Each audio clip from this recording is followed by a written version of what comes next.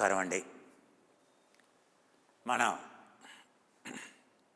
సహజ కుంభకం అంటే ఏమిటి, ఆ సహజ కుంభకంలో ఉండేటువంటి విశిష్టత యోగ తారవైలో ఏ విధంగా ఆ యొక్క పరమాచార్యులైనటువంటి శంకరాచార్యులు ఏ విధంగా చెబుతున్నారు అనేటువంటి విషయం మనం అన్నిటికంటే ఉత్తమమైనటువంటి కుంభకం సహజ కుంభకమని, కేవల కుంభకమని, మళ్ళీ కేవల కుంభకానికి సహజ కుంభకానికి కూడా తేడాలు ఉన్నాయి.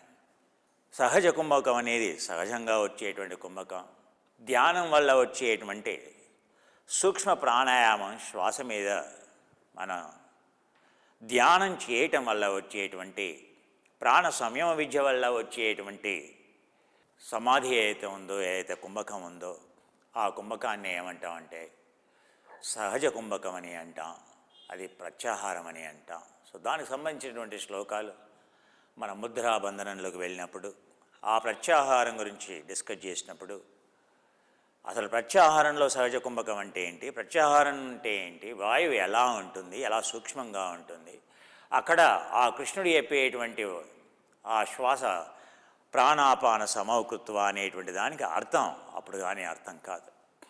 ప్రతిదీ కూడా నేను చెప్పేటువంటి ప్రతి విషయాలకు కానీ, మనం చేసేటువంటి కపాలభాతి కానీ, భస్త్రిక కానీ, మనం చేసినటువంటి విధానం కానీ, ఉద్యానం కానీ, ఆ నౌలి కానీ, ఇవన్నీ ఎలా కలిపి చేసామో అది చేసేటువంటి పద్ధతి.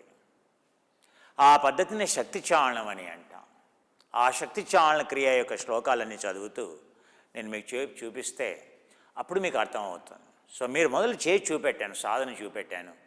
ఎప్పుడైతే సమయం వస్తుందో ఆ శ్లోకాలన్నీ కూడా చదువుతూ మీకు ఎక్స్ప్లెయిన్ చేస్తాను. అంటే నేను చెప్పేది ఏంటంటే సాధన అనేది మన యొక్క శాస్త్రం ప్రకారంగా ఉండాలి, శాస్త్రం ప్రకారంగా సాధన ఉండాలి, సాధన అనేది శాస్త్ర ప్రకారంగా ఉండాలి, శాస్త్ర ప్రకారంగా సాధన ఉండాలి, సాధనతో శాస్త్రం తెలుసుకోవాలి. సాధన లేకుండా శాస్త్రం అర్థం కాదు. ఎప్పుడైతే ఆపరేషన్ థియేటర్లో ఒక సర్జన్ ఎప్పుడైతే నిజంగా వెళ్ళి ఎప్పుడైతే సర్జరీ చేస్తాడో అప్పుడు కానీ ఆయనకు చదివిన విషయాలు నిజంగా అర్థం కావు. ఎప్పుడైతే ఇంజనీరు సైట్లోకి వెళ్ళి ఎప్పుడైతే కన్స్ట్రక్షన్ చేస్తాడో తనంతట తను ఏది మ్యాప్ పట్టుకొని తీసుకెళ్ళి ఎప్పుడైతే కన్స్ట్రక్షన్ చేస్తాడో ఒక బిల్డింగ్ని కట్టుతాడో స్వయంగా అక్కడ ఉండి అప్పుడు కానీ కనుక ఇంజనీరింగ్ విషయాలు అర్థం కావు. కానీ అంతకుముందు అడిగారనుకోండి, బిల్డింగ్ కట్టినప్పుడు కూడా అతను నేను ఇంకా గొప్ప ఇంజనీర్ అనేటువంటి భావనలో ఉంటాడు. కానీ ఇల్లు కట్టిన తర్వాత అతను అడుగు, ఓ నేను చదువుకున్నది అసలు ఏమీ లేదు, ఇప్పుడు నాకు అర్థమైంది అని అంటాడు. ఎప్పుడు నిజంగా ఇల్లు కట్టినప్పుడు, ఎప్పుడైతే విగ్రహాన్ని నువ్వు తొలుస్తావో అప్పుడు నీకు ఆ విగ్రహం అందులో ఉండేటువంటి శాస్త్రం అప్పుడు అవగాహనలోకి వస్తుంది. ఎప్పుడైతే వంట వండుతావో అప్పుడు నీకు శాస్త్రం అర్థం అవుతుంది. పాకశాస్త్రం అర్థం కావాలంటే మొదలు పాకశాస్త్రం చదివి వండాలా, మొదలు వండి పాకశాస్త్రం నేర్చుకోవాలా.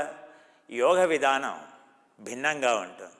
అందుకే చెప్తున్నాడు పతంజలి, ప్రత్యక్షానుమాన ఆగమా ప్రమాణాని.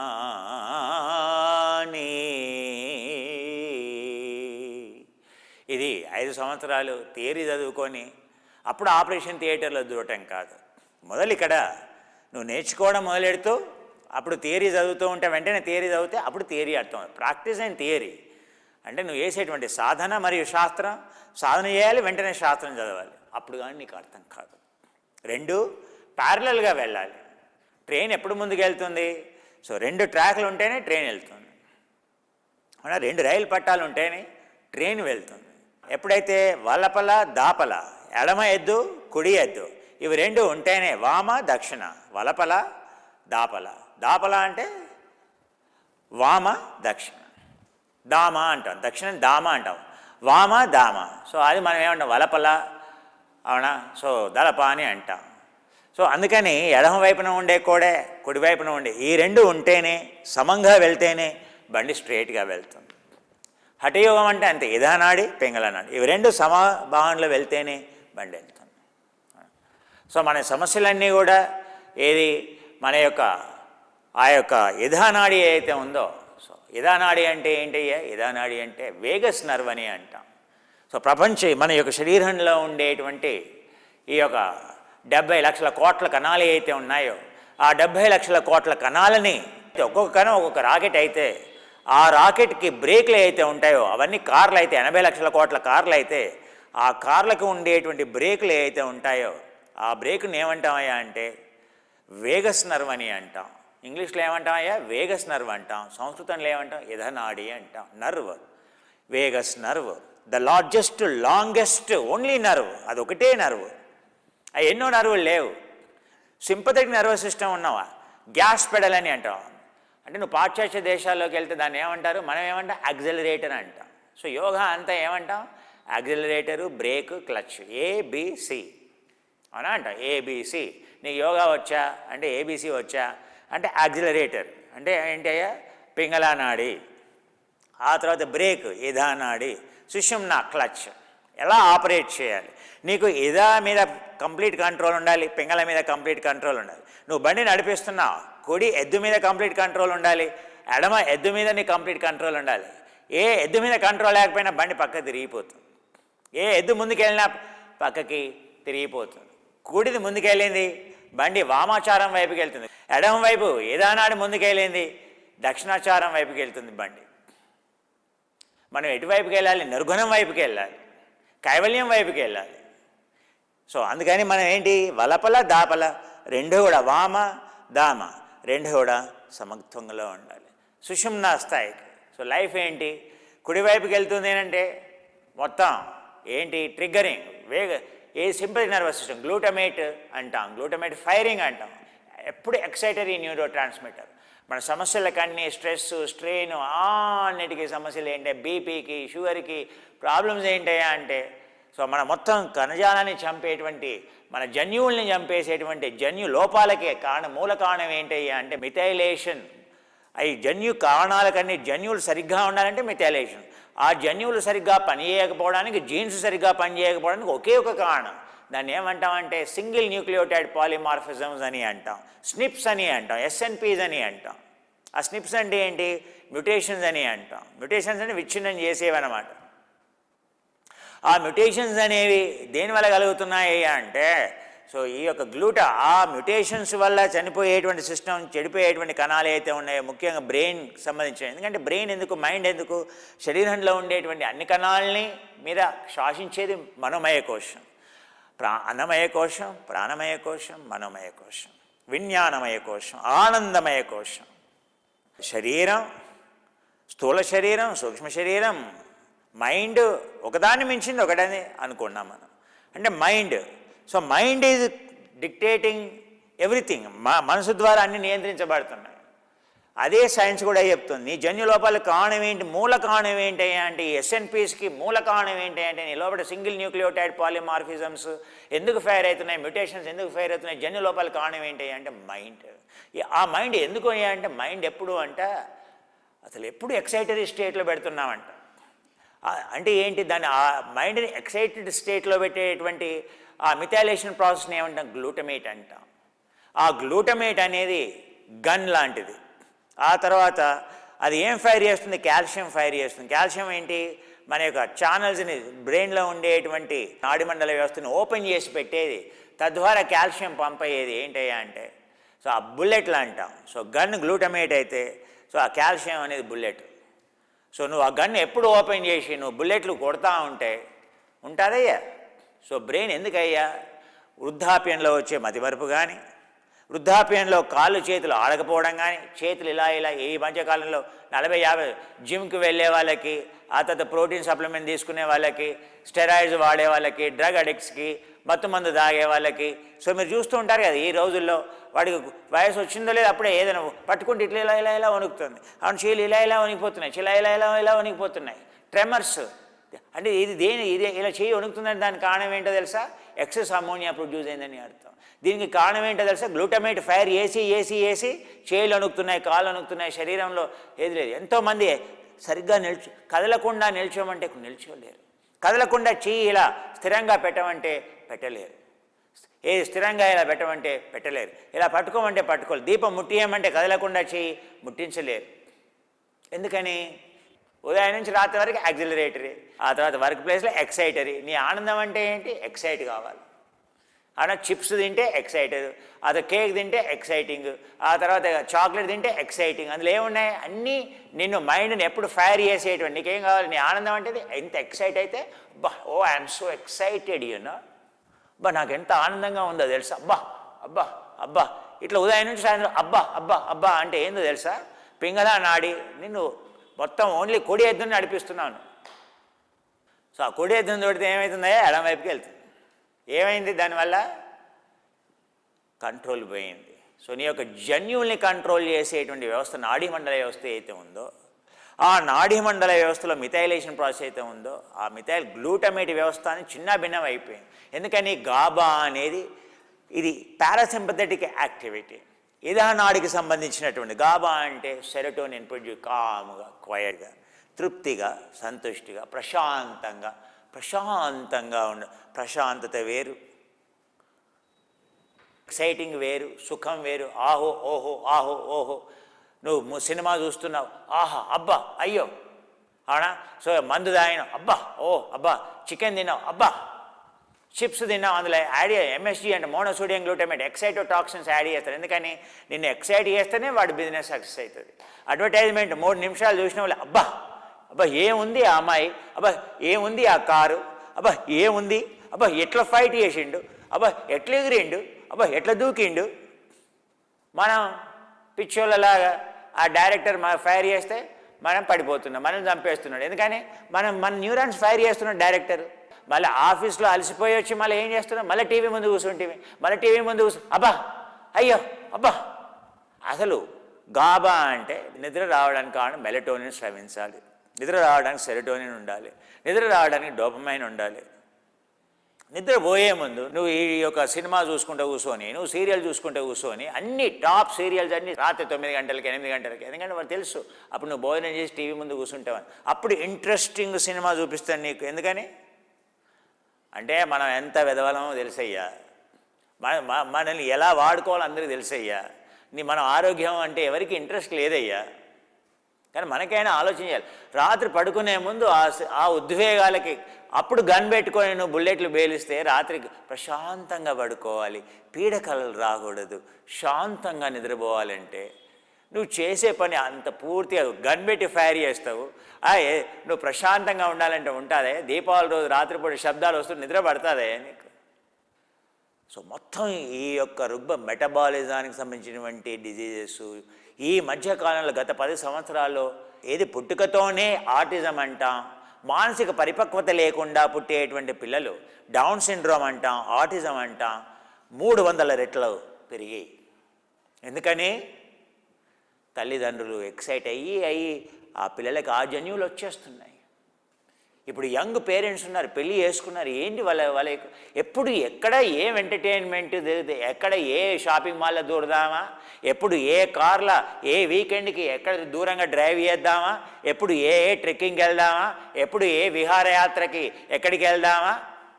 మనం చిన్నగా ఉన్నప్పుడు ఈ హనీమూన్లు ఎక్కడ ఉన్నాయండి?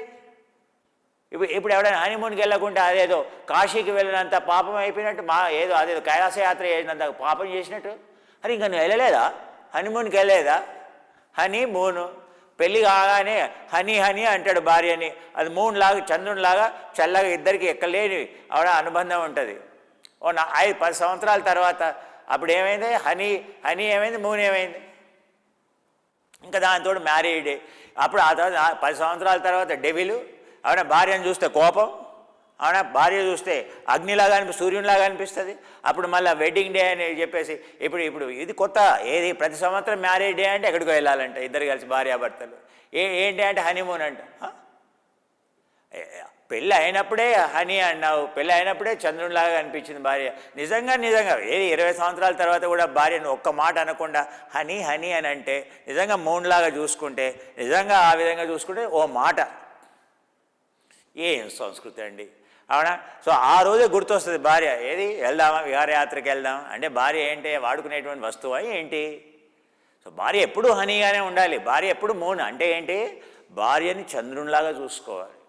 భార్యను ఎలా చూసుకోవాలి? హనీ తేనెలాగా చూసుకోవాలి, ఔషధంలా చూసుకోవాలి అని దాని అర్థం. హనీ మూన్ అని అంటే కానీ ఒక్కరోజైనా హనీ అని అన్నావే, నువ్వు తేనెలాగా ఉన్నావే అని అన్నావే? ఎప్పుడు కోపాలు తాపాలు, ఏదో బదులు పెళ్లి చేసుకున్నావు. అందుకే పెళ్లి చేసుకున్నప్పుడే హనీమూన్ ఒకటే ఉంటుంది, ఆ తర్వాత హనీమూన్ ఉండదు కదా. ఎందుకని? వాళ్ళకి తెలుసు. ఎందుకనంటే సంవత్సరం తర్వాత భార్య ఊ అంటే డెవిల్ అంటివి, అంటే దయ్యం అంటివి, అంటే ఇదంటివి, ఏమన్నంటే ఇదంటివి. అబ్బా అంటే అన్ని మాటలే, అన్ని నెగిటివ్ మాటలే. ఒక రోజైనా మళ్ళీ పాజిటివ్గా మాట్లాడావా? పెళ్ళైన తర్వాత 4 సంవత్సరాల తర్వాత అబ్బా నువ్వు నీ వల్లనే నేను ఇలా ఉన్నానని ప్రతి సంవత్సరం అన్నావు. ఆమె కాళ్ళు పట్టుకున్నావా? ఏదో పెళ్ళైనప్పుడు ఆమె నీ కాళ్ళు పట్టుకున్నావు, ఆమె కాళ్ళు పట్టుకున్నావేమో. కానీ సరే, ఆ విషయాలు వదిలేద్దాం పక్కకి. ఏం చెప్తున్నాను? ఎక్సైటింగ్.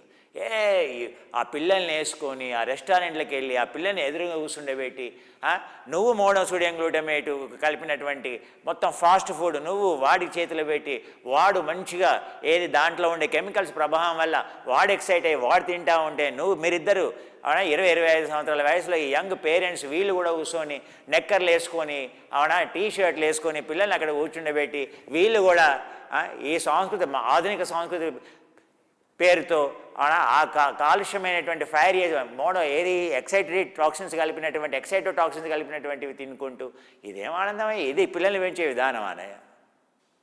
ఏమైందయ్యా? ఆ పిల్లలకి ఎందుకు హైపర్ టెన్షన్ వస్తుంది? ఎందుకు అటెన్షన్ లేదు? ఎందుకు అటెన్షన్ డెఫిషియన్సీ సిండ్రోము? వాళ్ళకు ఒక దగ్గర మైండ్ హైపర్ యాక్టివిటీ ఎందుకు? అసలు వాళ్ళ మైండ్ ఒక చోట ఎందుకు లేదు? వాడు చెప్పినట్టు ఎందుకు వినట్లేదు? నువ్వు వేసిన ఆహారం, వాడు పుట్టినప్పటి నుండి నువ్వు ఈ విధంగా వేస్తే, వాడు పుట్టగానే వాడికి నువ్వు సెల్ ఫోన్ ఇస్తేవి, వాడికి ల్యాప్టాప్ ఇస్తేవి, వాడిని టీవీ ముందు కూర్చొని పెడితే టామ్ అండ్ జెర్రీ ప్రోగ్రామ్ చూపిస్తేవి, ఇలాంటి ప్రోగ్రాంలు చూపిస్తేవి. నీ ఎక్సైట్మెంట్లో నువ్వు ఉంటేవి, వాడి ఎక్సైట్మెంట్లో వాడు ఉండే. ఏం చేస్తున్నాడు వాడు? అంత చిన్న వయసులో వాడు న్యూరాన్స్ ఫైర్ చేస్తూ ఉంటే, గ్లూటమేట్ ఫైర్ చేస్తూ ఉంటే, వాడు అంత చిన్న వయసులో వాడు గేమ్స్ ఆడుతూ ఉంటే, వయలెంట్ గేమ్స్ ఆడుతూ ఉంటే పిల్లలు ఇంటర్నెట్లో, వాడు మైండ్ ఉంటుందా? ఎంతకాలం ఉంటుంది వాడి మైండ్?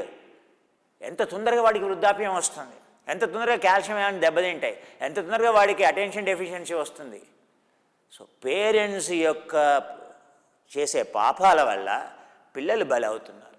వాళ్ళకు అనేటువంటి పిల్లలకి జన్యుపరమైనటువంటి మార్పులు వస్తున్నాయి. ఆ పిల్లలకు పుట్టబోయేటువంటి పిల్లలు ఇంకా ఎలా ఉంటారండి? గ్లూటమేట్. ఎందుకని? Lack of GABA. సో ఏం కనుక్కున్నారు? అసలు గాబా అనేది అసలు లేకుండా పోయిందంట. గామా బ్యూటరిక్ యాసిడ్ అని, అమ్మోనియా బ్యూటరిక్ యాసిడ్. సో ఇలాంటివి ఎన్నో ఉన్నాయి బ్రెయిన్లో. అంటే నేను ఎందుకు చెప్తున్నా అంటే జన్యు మీద ఎఫెక్ట్ అయ్యేటువంటి మెథైలేషన్ ఎఫెక్ట్ అయ్యేటువంటి కొన్ని ఐడెంటిఫై చేశారు మన పూర్వీకులు. ఎందుకు చెప్తున్నాను? ఎప్పుడు గ్యాస్ వేయకూడదు. బండిని ఎప్పుడు యాక్సిలరేటర్లో నడిపిస్తున్నాను, అసలు బ్రేకే పని చేయట్లేదు, బ్రేక్ పని చేయలేదు, ఏమవుతుంది చెప్పు? నీ బండి మీద కంట్రోల్ ఉంటుందా? కంట్రోల్ లేదు. అందుకే నీ ఎమోషన్స్ మీద కంట్రోల్ లేదు. ఎందుకని? పిల్లోడికి కానీ నువ్వు కానీ బ్రేక్ అప్లై చేయడం నేర్చుకోలేదు, ఓన్లీ యాక్సిలరేటర్ నొక్కడం నేర్చుకున్నావు నువ్వు. అవునా? ఎదురుగా వెహికల్ వచ్చినా యాక్సిలరేటర్ నొక్కుతున్నావు. ఎవడానికి అడ్డు వచ్చాడు, అవునా, వాడిని ఫైట్ చేయాలని చూస్తున్నావు నువ్వు, అంతేగాని మనం తప్పుకొని పక్క నుంచి వెళ్ళిపోదాంలే అని చూడట్లేదు. ఎందుకని? బ్రేక్ కొట్టడం అనేది మర్చిపోయినావు. అక్కడ బ్రేక్ కొట్టట్లేదు, ఫైట్ చేస్తున్నావు, దానివల్ల నువ్వు దెబ్బలు తింటున్నావు జీవితంలో. అంటే అరుస్తున్నావు, కరుస్తున్నావు. ఎందుకని? ఫైట్ చేస్తున్నావు. ఎందుకు ఫైట్ చేస్తున్నావు? ఇధానాడి అనేది నేర్పించలేదు. నడిపేప్పుడు నేర్చుకోవాల్సినటువంటి విషయం ఏంటి? నువ్వు బైకే కావచ్చు, సైకిలే కావచ్చు. బ్రేక్ లేని సైకిల్ ఉన్నదే, బ్రేక్ లేని బైక్ ఉన్నదే, బ్రేక్ లేని కారు ఉన్నదే, బ్రేక్ లేని ట్రక్ ఉన్నదే, లారీ ఉన్నదే, బ్రేక్ లేని విమానం ఉన్నదే, బ్రేక్ లేని రాకెట్ ఉన్నదే. ఇంకా ఎంత వేగంగా వెళ్తే అంత పవర్ఫుల్ బ్రేకర్స్ ఉండాలా, అడ్వాన్స్డ్ బ్రేక్స్ ఉండాలా. ఎందుకని? ఇంకా సార్ 300 కిలోమీటర్ల స్పీడ్తో వెళ్ళే బండికి అది బ్రేకులు సరిగా పనిచేయలేదనుకో, ఉంటావా సార్? అరే నీకు బాగా తెలుసు కదా, 40 సంవత్సరాల క్రితం ఇంత వేగంగా మన బండ్లు లేవు. ఏదో ఇంటికి ఉదయం వెళ్ళేది, పొలం దున్నేది, నడుచుకుంటూ వచ్చేది. మనం అన్ని స్లో లైఫ్, చాలా ప్రశాంతత ఇచ్చేటువంటి లైఫ్. ఎంత కసరం బండి మీద వెళ్ళినా, ఎంత గుర్రం మీద వెళ్ళినా, గుర్రం కేవలం రాజులు జమీందారులే మాత్రమే వాడేవాళ్ళు. మామూలు వాళ్ళు ఏదో ఎడ్లతో లాగేటువంటి బండి, ఆ బండి కూడా అవునా, ఆ బండి మీద కూర్చుంటే ఆ బండి ఎంత వెళ్తుంది, ఎంత వేగంగా వెళ్ళినా కూడా ఏదో 10 కిలోమీటర్స్ 20 కిలోమీటర్స్ స్పీడ్, 20 కిలోమీటర్ల స్పీడ్ కంటే ఎక్కువ వెళ్ళదు. కచ్చరం బండి మహా అయితే 30 కిలోమీటర్ల స్పీడ్ తోటి వెళ్తుంది, అందుకంటే ఎక్కువ వెళ్ళదు కదా. అందుకంటే ఎక్కువ అంటే చాలా ఎవరు ఆ ఊర్లో ఉండేటువంటి సిపాయో లేకపోతే పటేలో లేకపోతే ఆ ఇంట్లో ఉండేటువంటి ఆ ఊర్లో ఉండేటువంటి జమీందారు, ల్యాండ్ లార్డు ఎవరో, ఇలాంటి వాళ్ళందరూ కూడా రాజులు గుర్రాలు తోలేవారు. ఎందుకని వాళ్ళు వేగం, అందుకే వాళ్ళ మైండ్ అలా ఉండేది, అగ్రెసివ్గా ఉండేది. అందరూ ప్రశాంతంగా ఉండేది. ఎందుకంటే లైఫ్ అనేది ఏంటి, అంత స్లోగా దున్నటం ఉండేది. ఓ ట్రాక్టర్ లేదు, ఏం లేదు, అంత స్లో లైఫ్. ఇంటికి రావాలా, సాయంత్రం 5 గంటలకు పడుకోవాలా, భోజనం చేయాలా, 6 గంటలకు 7 గంటలకి ఆడ వీధిలో ఎక్కడ చూసినా కూడా పల్లెటూరులో మొత్తం ఎవరు ఉండరు వీధిలో, నిర్మానుష్యం. ఎవరు చూసినా పడుకుంటారు. మళ్ళీ ఉదయం 3 గంటలకు 4 గంటలకు ఎప్పుడైతే మొదటి పక్షి కూస్తుందో, ఎప్పుడైతే వేకువ చుక్క ఎప్పుడైతే ఉంటుందో, ఆ చుక్క వచ్చిందో లేదో జనాలందరూ లేచారు. రాత్రి మంచం కోళ్ళు చూశారు, ఉదయం పడి వేకువ చెక్కు చూశారు, మార్నింగ్ స్టార్ చూశారు.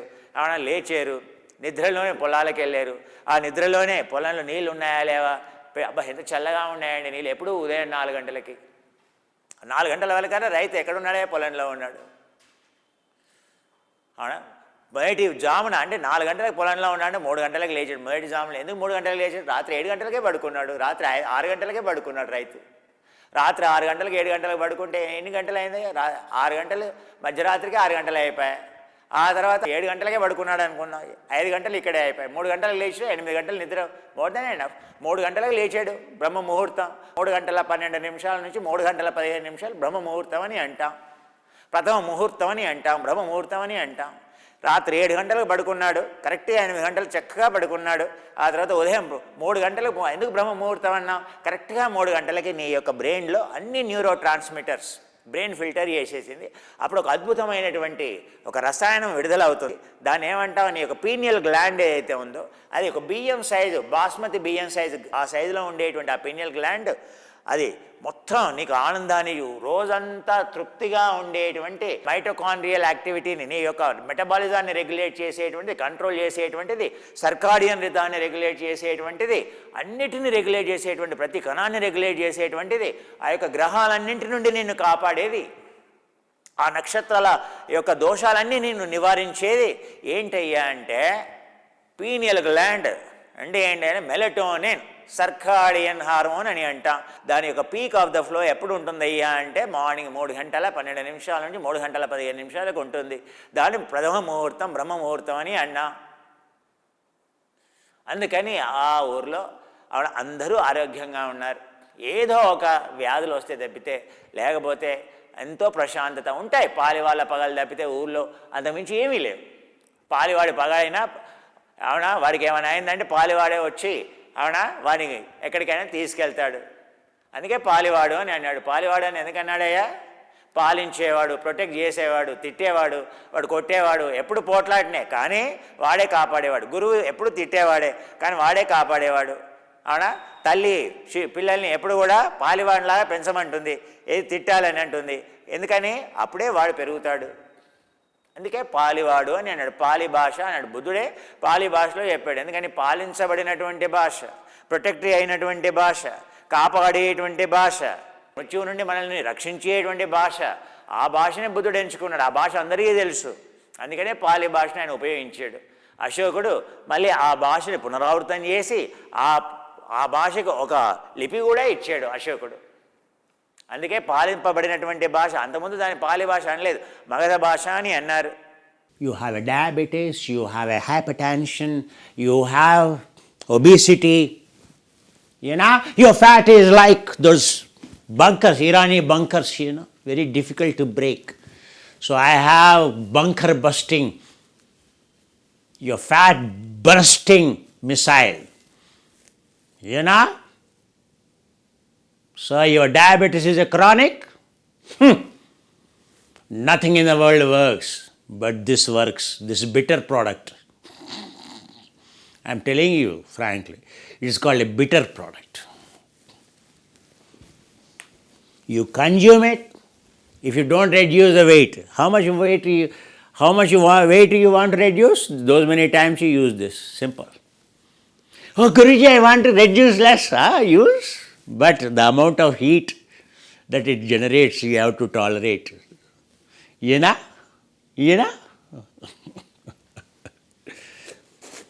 Magic product. So this is a new version because for our old students I need to explain. These are all the natural ingredients so that time to time every batch will be different when we procure, right? They will not, natural ingredients, even at the same percentage of purity, natural ingredients will not be the same. Then only it is a validation the product is pure. Understand?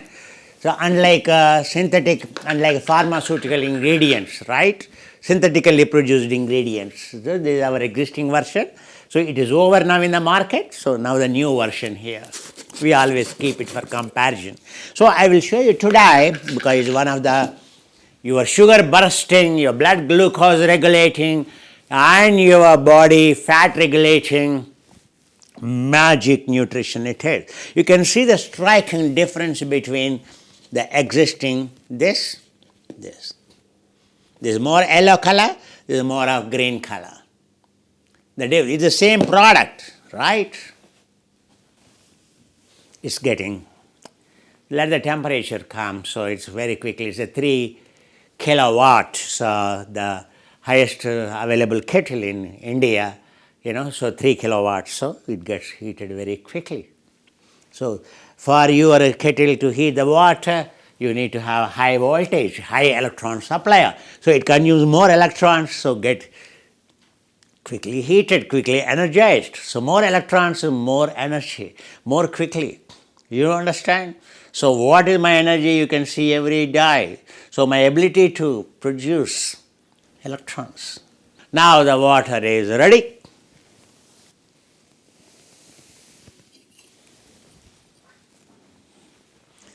This is the old this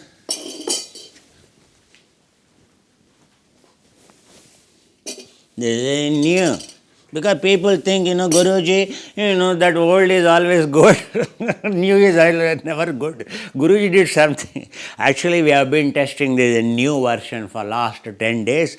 I tell you, so far this product produced, this is the best. It's very powerful it is. Myself, my colleagues have been testing it more than now 10 days. So, so we as a prevent, even, we have a Somarasa, half a scoop of Somarasa and one, even amino scoop is working so well, I can't tell you,